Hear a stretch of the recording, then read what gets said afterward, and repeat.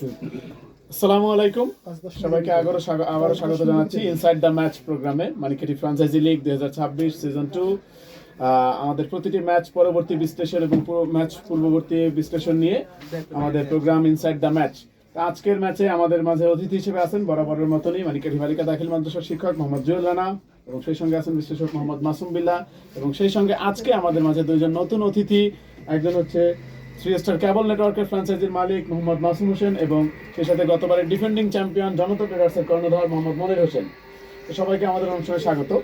তো প্রথমেই আমরা আমাদের যে নতুন দুই অতিথি আছে তাদের কাছে কিছু কথা জানতে চাচ্ছি টুর্নামেন্ট সম্পর্কে। প্রথমেই গতবারের রানার্স আপ দলের কর্ণধার 3 স্টার কেবল নেটওয়ার্কের মোহাম্মদ মাসুম হোসেন, টুর্নামেন্ট নিয়ে যদি আপনার বক্তব্য কিছু বলতেন। ধন্যবাদ মোহাম্মদ রাকিব ভাইকে। বিষয়টা হলো আমরা যে গতবার আয়োজনটা মানে আমাদের ওই অত্র এলাকার মানুষ খুবই আনন্দিত হয়েছে এই খেলাটায়। এবার আবার নতুন করে আর একটা আয়োজন করা হয়েছে, এজন্য সবাই কিন্তু এটা নিয়ে খুব উৎফুল্লিত। আর বিশেষ করে আমার টিম নেওয়ার আগ্রহ অনেক ছিল, আছে, এখনো খেলাধুলার প্রতি মনোবল আছে। আজকে আপনার দল কিন্তু জয়লাভ করেছে বেশ ভালো ব্যবধানে। দুই উইনিং টিমের কর্ণধার আসলে আমার দলটা আমি এবার আমার যে ক্যাপ্টেন ইমন, ও খুব ভালো প্লেয়ার। ও গতবারে খুব ভালো খেলছে, এবারও খুব ভালো খেলবে। ও আসলে মানে ইয়াংস্টারদের নিয়ে একটা দল সাজাতে চেয়েছিল। আপনার দলটা অনেকটা ব্যালেন্স টিমের মতো হয়েছে। সাকসেস। আসলে টুর্নামেন্টের আয়োজনগুলো আপনার কাছে কেমন লাগতেছে? আয়োজনটা আসলে অনেক সুন্দর, এরকম আয়োজন সবসময় হোক, এটা আমার প্রত্যাশা। ধন্যবাদ আপনাকে।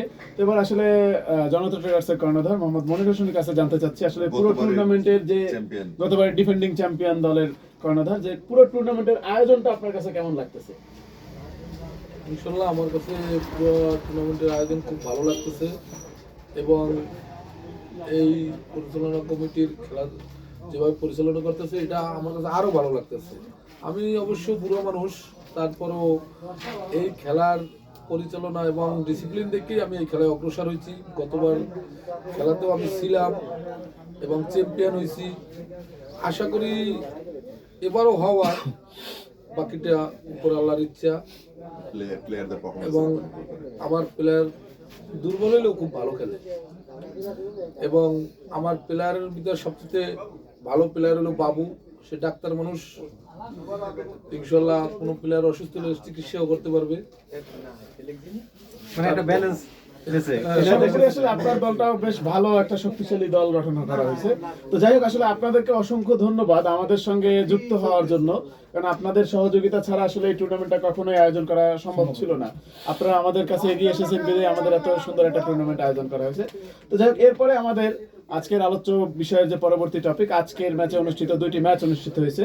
প্রথম ম্যাচ ছিল জনতা ট্রেডার্স বনাম তাইবা তান্না একাদশ। তো প্রথম ম্যাচের ফলাফল ছিল জনতা ট্রেডার্স সেখানে 5 উইকেটের ব্যবধানে জয়ী হয়েছে। তো আজকের ম্যাচের ফলাফল নিয়ে যদি মাসুম বিল্লাহ তিনি যদি কিছু বলতেন। প্রথমেই আমরা একটু তাইবা তান্না একাদশের ব্যাটিং নিয়ে কিছু বলতে চাচ্ছিলাম। ধন্যবাদ রাকিব, তোমাকে অসংখ্য ধন্যবাদ। তোমাকে ধন্যবাদ দিলে কম হয়ে যায়, তারপরও ধন্যবাদ ছাড়া আমাদের আর দেয়ার আছেই বাকি।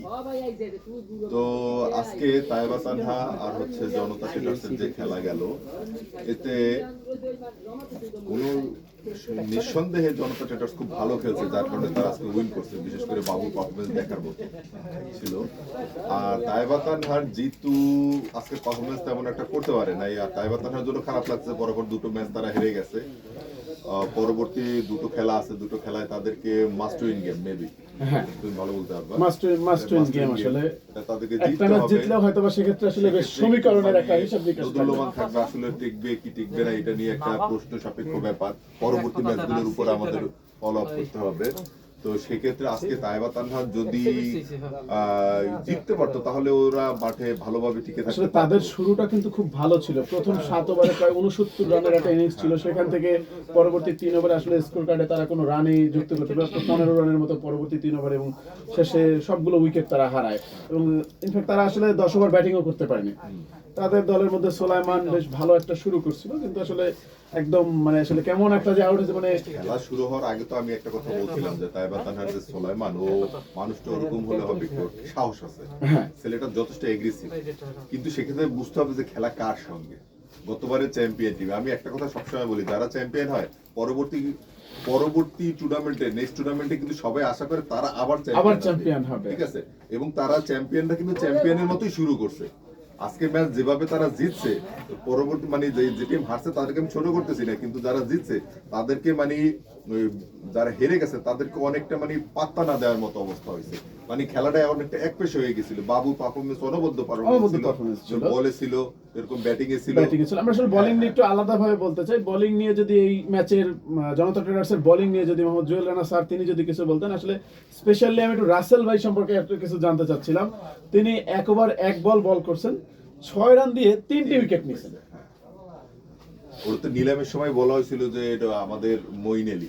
হ্যাঁ হ্যাঁ, মঈন আলী ছিল আসলে। ধন্যবাদ রাকিবকে, ধন্যবাদ ডিফেন্সিভ মালিক জনতা ট্রেডার্স এবং 3 স্টার কমিউনিটরকে, তাদের দল রাখছি বিদায়ে আমাদের এলাকার সকলকে এটা সুন্দরভাবে এটা আয়োজন করার সুযোগ করে দেওয়ার জন্য তাদের দুজনকে ধন্যবাদ জানাই আমার সৌদি বড় ভাই মাসুম ভাইকে, যে প্রতিদিনই তিনি খেলা উপভোগ করে এবং এলাকার সকল খেলার জন্য উৎসাহ দেওয়ার জন্য তাকে আমার পক্ষ থেকে ধন্যবাদ। আজকে যে 2টি খেলা হয়েছে, 2টি খেলার ভিতরে আমি শেষ পর্যায়ে একটি খেলা দেখছি। তার আগে আমি একটু জনতা ট্রেডার্সের যে মালিক আছে, তিনি অনেক সময় বলে যে জুয়েল তুমি যে সময় আলোচনায় আসো আমার দল সম্পর্কে তুমি একটু ভালো করে বলো। তো ভাই আপনার দল তো ভালো করে বলার কিছু নাই, আপনার দল তো স্ট্রং দল, এবং আপনার দলের যে যিনি আইকন অর্থাৎ ডাক্তার মানুষ ওদের সেবা যত্ন করবে। আসলে আমি ওরা কালকে বলছি যে কালকে তুমি তোমার একটা টার্গেট থাকে তুমি 50 করবা, কিন্তু 4 জনের জন্য 50 করতে পারে নাই। বাংলাদেশের আরো একটা 50 আমি যতদূর জানি আরো একটা 50-র অফার ছিল। তারপর যে মাসুমের দলের যে আছে ইমন, আমরা একটু দ্বিতীয় ম্যাচটা একটু পরে কথা বলতে চাচ্ছি। আমরা প্রথমে বাবু খেলাটা অত্যন্ত জনতা ট্রেডার্সের বোলিং এর কথা খেলা উপহার দিয়েছে, দর্শক খুব উপভোগ করছে সুন্দরভাবে। তারপরে তুমি রাসেলকে নিয়ে বলছো, রাসেলকে আমি প্রথম থেকেই বলছি যে রাসেলের যে দাড়ি পাকার সাথে আর মইনিলির সাথে একদম মিলে সেম টু সেম আসলে বলতে পারি আমরা। এটা ওর ফিল্ডিংটা খুব সুন্দর হয়, হ্যাঁ দেশের বোলিং টাইম তো অত্যন্ত ভালো। বোলিং অনেক ভালো, আজকে কিন্তু দুর্দান্ত 2টি সেভ ছিল তার। হ্যাঁ, এবং আমার বোলিং লাইনে তো আজকে তো জনতা ট্রেডার্সের একদম একটা কথা না বললেই না রাসেল বিষয় আমি একটু বলি, যদি কিছু মনে করো না।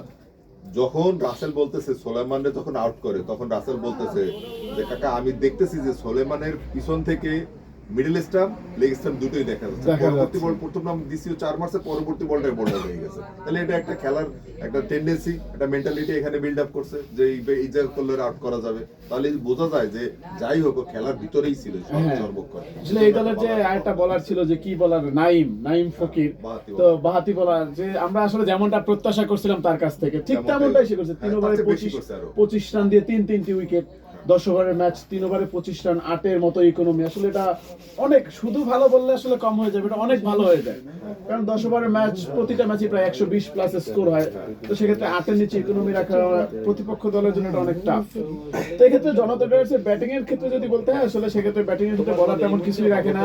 সেই যে বারবার ঘুরে ফিরে সেই সোহেল রানা, বাবু, এটা তারা ডিজার্ভ করে।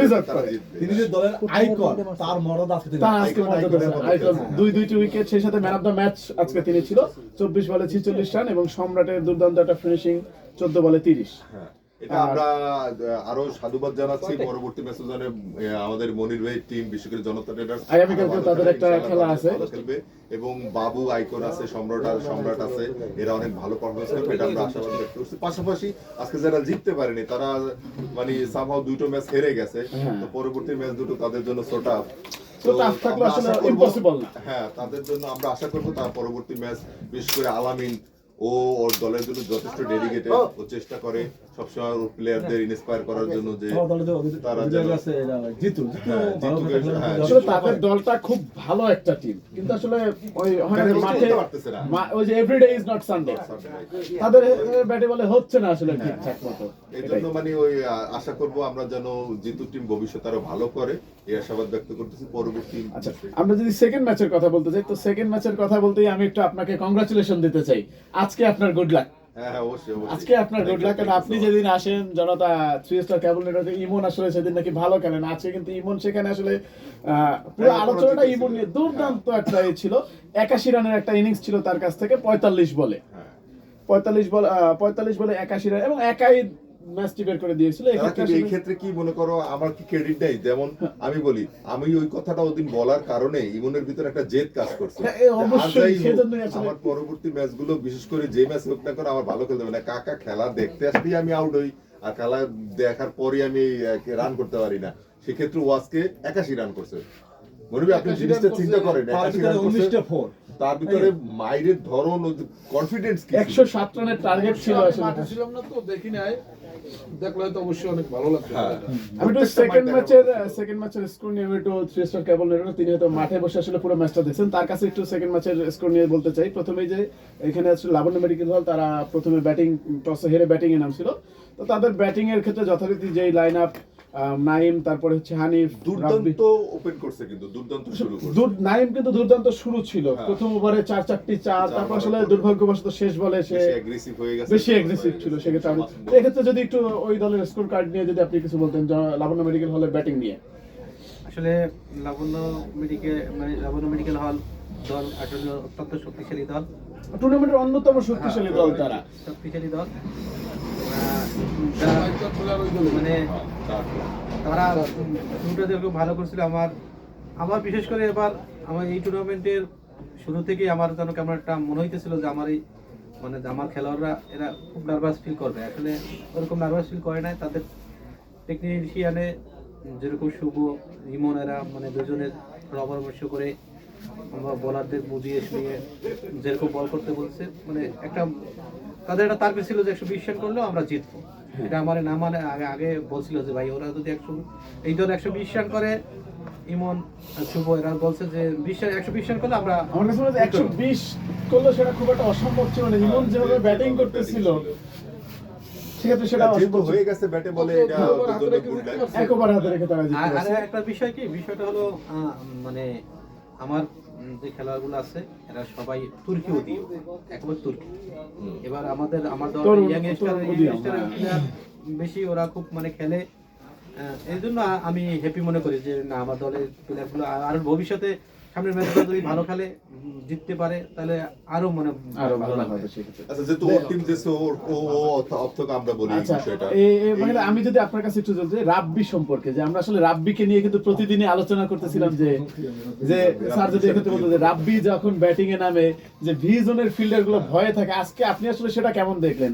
রাব্বি কিন্তু 20 বলে 30 রানের একটা অনবদ্য ইনিংস ছিল। এটা আমি বলার জন্য বলছি যে রাব্বির কাছে আমরা এটা কখনো আশা করি নাই যে 20 বলে 30 রান করবে, তারপর রান আউট হয়ে গেছে নাকি। হ্যাঁ, রান আউট হয়ে গেছে, এটা আসলে একটা দুঃখজনক, অত্যন্ত এটা দুঃখজনক আলিফের ছিল। টিমের জন্য অত্যন্ত দুঃখজনক যে এই মাঠে 20 বলে 30 রান ওদের এটা আমরা আশা করি নাই।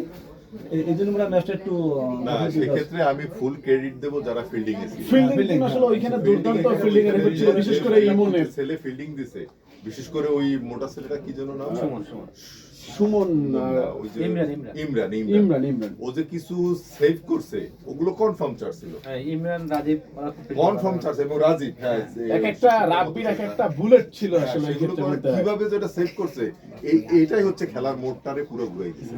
নলে রান ঠিকই 125 আরো 120 প্লাস হয়ে যেতে পারতো আসলে সেক্ষেত্রে। প্রায় 30-35 ছাড়াই যেত। সেক্ষেত্রে টিমটা কিন্তু ফাইটিং টিম হইতো। ফাইটিং আসলে এই মোটামুটি কারণে এই রানটা সবাই মোটামুটি একটা এভারেজ স্কোর করছে। শাওন সে হয়তো আরেকটা ভালো কথা এই ক্ষেত্রে যে হানিফের কথা বলতে যাচ্ছি, হানিফ কিন্তু আজকে না বলে না ব্যাটে আজকে হানিফের দিন না। আজকে আসলে হানিফের দিন ছিল না, সে তার ও দিনে মূলত আজকে ক্যাপ্টেন্সি করে নাই, ক্যাপ্টেন্সি দিছে আরেকজন। শাওন আজকে ক্যাপ্টেন ছিল। ওটা কি ওখানে দেখার জন্য নাকি আমি জানি না, এটা কি মানে এটা মানে এটা হয়তো পরীক্ষামূলক টিম চালাইছে স্ট্র্যাটেজিও কিনা। হতে পারে।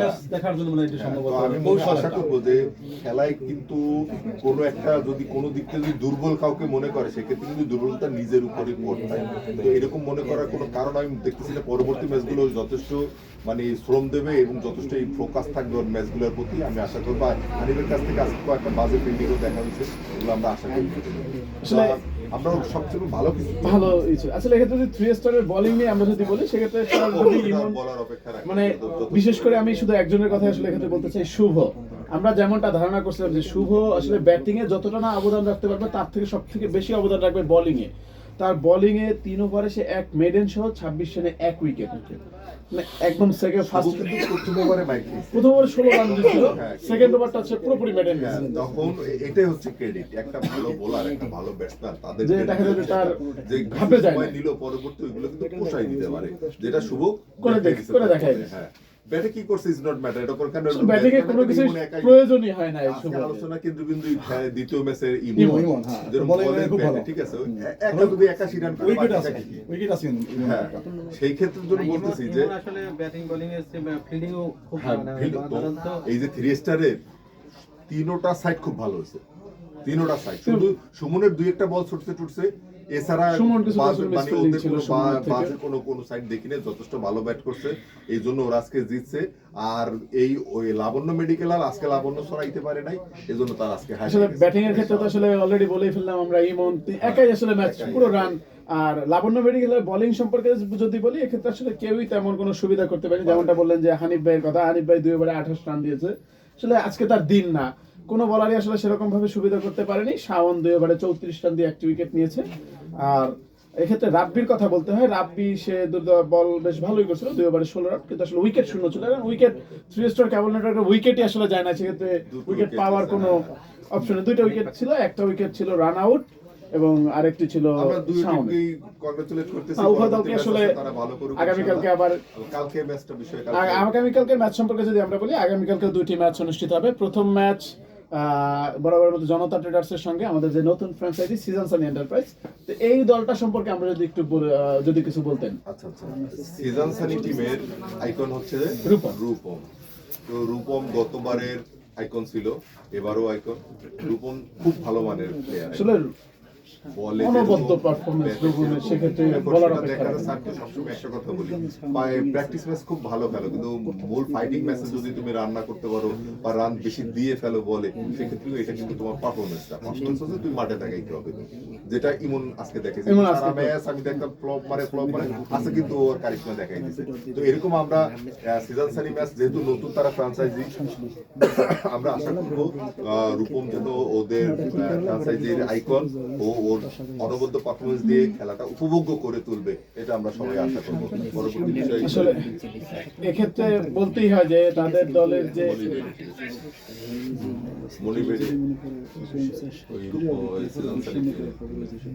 আসলে মনির ভাইয়ের কাছে এক্ষেত্রে জানতে চাও যে আগামীকালকের ম্যাচ আপনার দলের সেকেন্ড ম্যাচ, আপনার দল নিয়ে ফার্স্ট ম্যাচ, মানে আপনার দলের সেকেন্ড ম্যাচ প্রথমে খেলা হবে 3:30 অনুষ্ঠিত হবে। যে আজকের ম্যাচ বেশ ভালোভাবে জয়ী হয়, আগামীকালকের ম্যাচ নিয়ে আসলে আপনার কি প্রত্যাশা থাকবে? প্রত্যাশা আছে আগামীকালকের ম্যাচ নিয়ে আমার প্রত্যাশা হলো, সিজন সানি তো একটা শক্ত দল, তারা অন্যতম একটা শক্তিশালী দল, আসলে এই টুর্নামেন্টে ডার্ক হর্স বলা যেতে পারে তাদেরকে। তারপর তাদের সাথে যদি আমাদের ফাইটিং করে জিততে হয়, তাহলে আমাদের প্লেয়ারদেরকে আমি বলবো যে তোমরা আজকে যেভাবে খেলছো তার থেকেও একটু সুন্দরভাবে খেলবো এবং মাথা ঠান্ডা করে খেলবো। মাথা ঠান্ডা করে খেললে দল যত বড়ই শক্তিশালী হোক না কেন, তাকে পরাজিত করা যায় ইনশাআল্লাহ। আচ্ছা, তো আগামীকালকে হচ্ছে যে প্লেয়াররা মাথাটা কুল ব্রেনে খেলবে এবং তাদের এই পারফরমেন্স তারা ধরে রাখবে। যাই হোক, এই ছিল আসলে আজকের আলোচনা। তো আমাদের মাঝে যেসব আলোচকরা উপস্থিত হয়েছে তাদেরকে অসংখ্য ধন্যবাদ আবারও যে আমাদের মাঝে যুক্ত হওয়ার জন্য। তো দর্শক যারা আছেন সকলকে আমাদের খেলাও কালকে আছে। সকলকে আবারও ধন্যবাদ জানাচ্ছি এবং আগামীকালকে আপনাদের ম্যাচ দেখার আমন্ত্রণ রইল। আগামীকালকে বিকাল 3:30 প্রথম ম্যাচ জনতা ট্রেডার্স বনাম সিজন সানি এন্টারপ্রাইজ এবং 4:20 সেকেন্ড ম্যাচ 3 স্টার কেবল নেটওয়ার্ক বনাম তাইবা তানহা একাদশ। সবাইকে ম্যাচ দেখার আমন্ত্রণ রইল। আগামীকালকে আবারও আমরা রাত 8টায় যুক্ত হয়ে যাবো ইনশাল্লাহ ইনসাইড দ্য ম্যাচ প্রোগ্রামে নতুন কোনো অতিথি নিয়ে। শেষ পর্যন্ত সবাই ভালো থাকবেন, সুস্থ থাকবেন। আল্লাহ হাফেজ, আসসালামু আলাইকুম।